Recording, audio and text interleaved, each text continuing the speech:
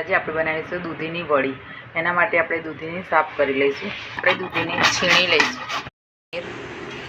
મરચાં લસણની પેસ્ટ દઈશું, 1 વાટકી ચણાનો લોટ, બાજરીનો લોટ નાખીશું થોડો, સ્વાદ પ્રમાણે મીઠું, થોડી હળદર, જીરું, થોડો સામાન્ય અજમો નાખી દઈશું અને મિક્સ કરી લઈશું।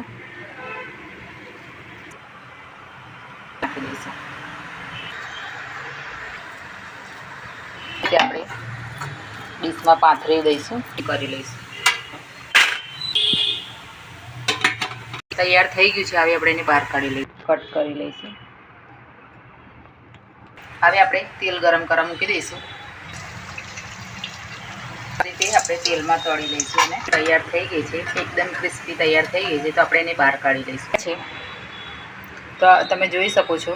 તો તમને પ્લીઝ મારી વિડીયો ગમતી હોય તો લાઈક અને સબસ્ક્રાઈબ કરવાનું ભૂલતા નહીં।